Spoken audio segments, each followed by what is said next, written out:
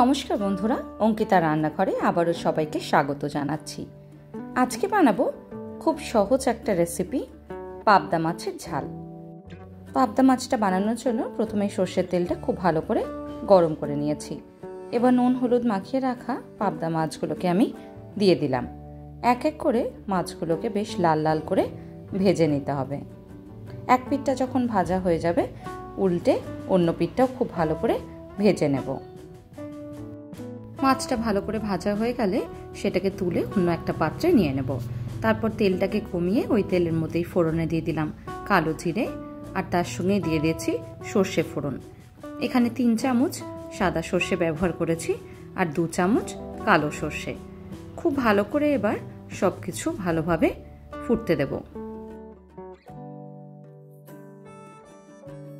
মশলাটা ভালো করে ফুটিয়ে নিয়েছি 3 মিনিটের মতন। এবার দিয়ে দিচ্ছি চেরা কাঁচা লঙ্কা, তার সঙ্গে দিয়ে দিচ্ছি নুন, আর খুব ভালো করে একবার মিশিয়ে নেব।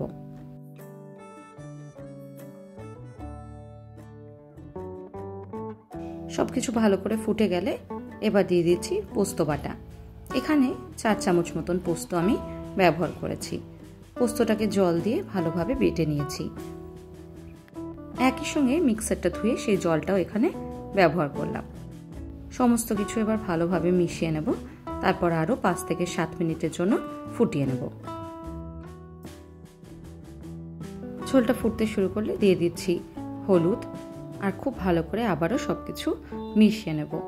আর হলুদের কাঁচা গন্ধটা যাওয়া অবধি ভালো করে ফুটিয়ে নেব। হলুদের গন্ধটা চলে গেলে তার মধ্যে দিয়ে দেব এক এক করে ভেজে রাখা মাছগুলো।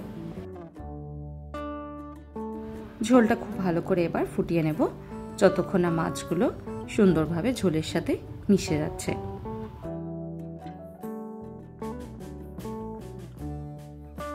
এক এক করে সবকটা মাছই আমি দিয়ে দিলাম।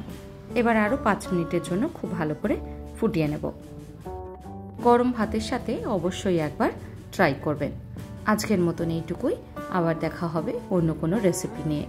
ভালো থাকবেন। ধন্যবাদ।